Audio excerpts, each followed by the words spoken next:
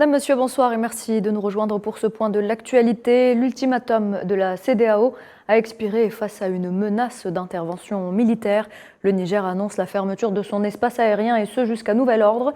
Elle est partie au pouvoir après le coup d'État opéré dans le pays qui a renversé le président Mohamed Bazoum. Met en garde les pays désirant opérer une intervention militaire que toute tentative de violation de l'espace aérien nigérien entraînera une riposte énergique et instantanée.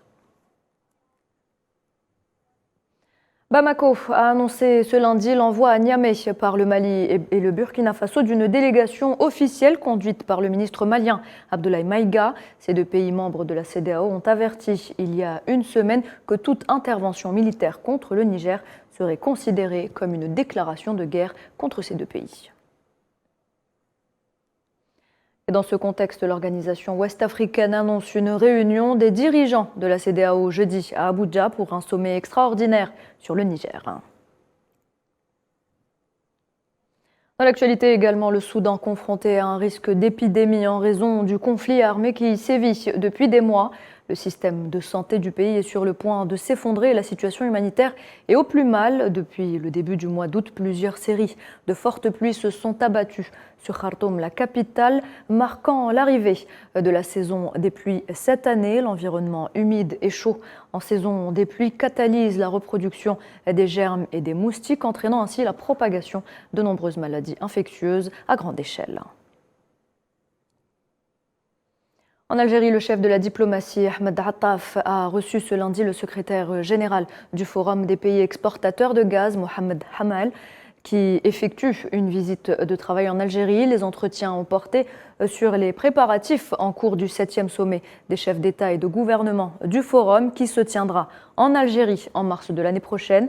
Les deux parties ont souligné la nécessité d'intensifier la coordination et la coopération entre l'Algérie en tant que pays hôte et réunir toutes les conditions pour la réussite de cette importante échéance internationale.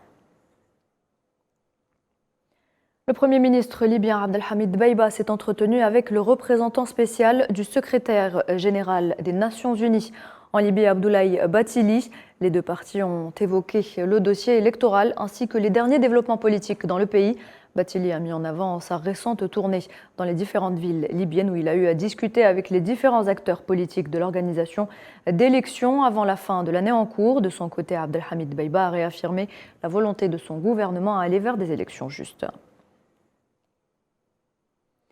Le bilan du naufrage survenu ce week-end au large des côtes tunisiennes près de Sfax, épicentre de l'immigration clandestine vers l'Europe, revu à la hausse. 11 migrants, tous originaires d'Afrique subsaharienne, sont morts et 44 autres sont portés disparus.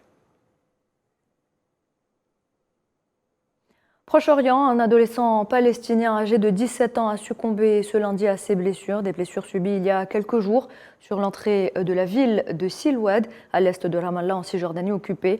Ahmed El-Baïtawi avait été touché à la poitrine et à l'abdomen par des balles réelles. Les 4 militaires syriens sont tombés en martyrs et 4 autres ont été blessés dans une agression aérienne des forces sionistes contre plusieurs points à la périphérie de Damas, selon l'agence de presse syrienne Sana, qui précise que les forces aériennes de l'armée syrienne avaient intercepté des missiles sionistes et en avaient abattu plusieurs. L'agression sioniste a également fait des dégâts matériels. Le chef de la diplomatie iranienne, Hossein Amir Abdollahian, à Tokyo ce lundi, où il s'entretient avec son homologue japonais Yoshimasa Hayashi. Abdollahian qui doit également échanger avec le Premier ministre japonais Fumio Kishida, d'après la chaîne de télévision japonaise TBS. Et voilà, c'est la fin de ce point de l'actualité. Merci de l'avoir suivi. Je vous retrouve à 19h pour le journal de la rédaction.